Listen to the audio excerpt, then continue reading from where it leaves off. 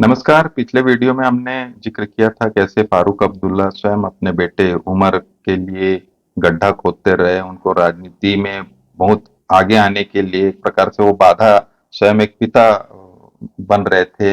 इस घटना का जिक्र हमने अपने पिछले वीडियो में किया है।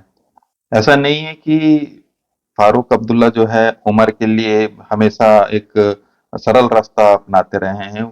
उमर हमेशा फारूक को लेके कहीं न कहीं से परेशान रहे हैं, राजनीतिक तौर पर, पारिवारिक तौर पर। और ये कई जगह इस घटना का जिक्र आया है।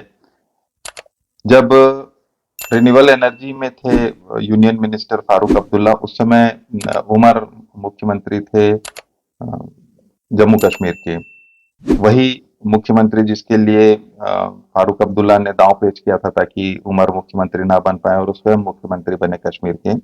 लेकिन उमर अब्दुल्ला मुख्यमंत्री बने और उसके बाद में यूनियन मिनिस्टर बने फारूक अब्दुल्ला।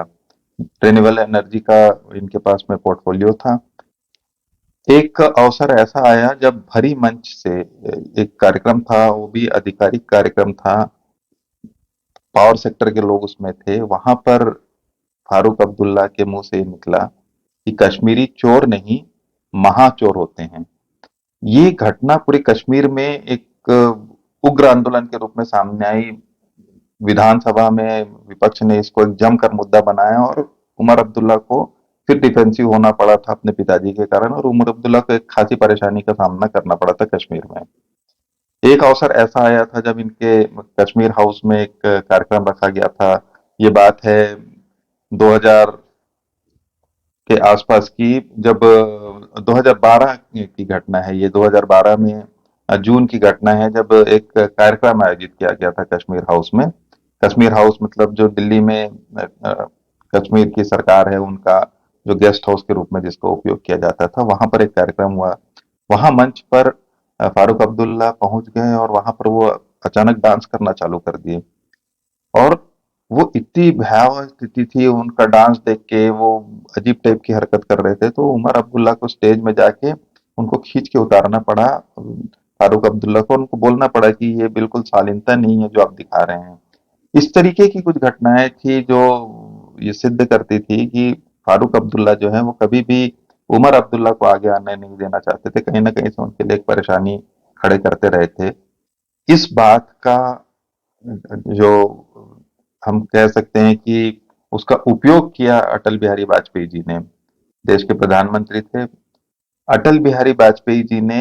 एक पोटेंशियल देखा, एक उम्मीद देखी उमर अब्दुल्ला में। उनको लगा कि उमर अब्दुल्ला को आगे किया जाए और फारूक अब्दुल्ला को धीरे धीरे किनारे किया जाए।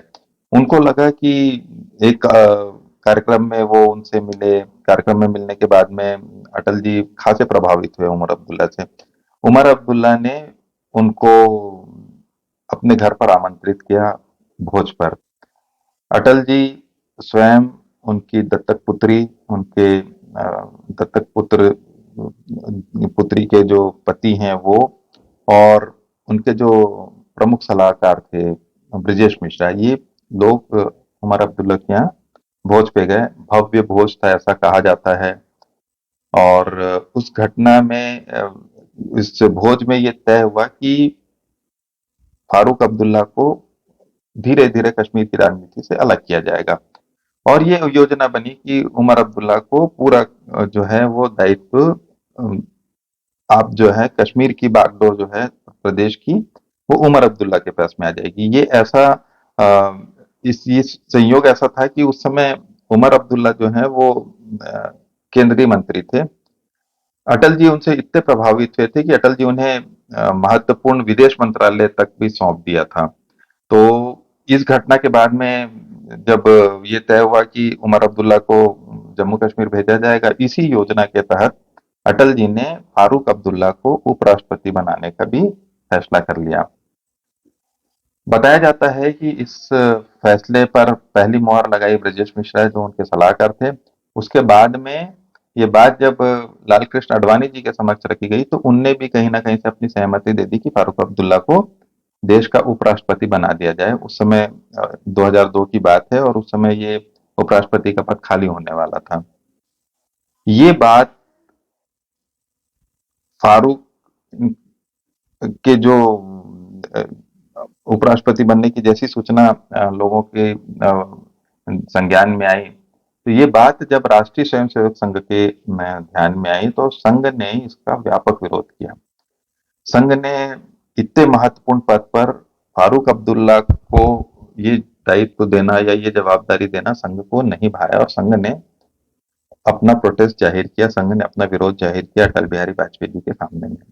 तर्क दो रखा गया कि एक, ये पद बहुत महत्वपूर्ण है और इसमें किसी जवाबदार व्यक्ति को ही आ, आना चाहिए, और फारूक अब्दुल्ला जो है वो किसी भी कीमत पर राष्ट्र के लिए कभी भी रिलायबल व्यक्ति या बहुत ही आ, हम जिनके ऊपर में विश्वास कर सकते हैं ऐसा व्यक्तित्व फारूक अब्दुल्ला का नहीं है।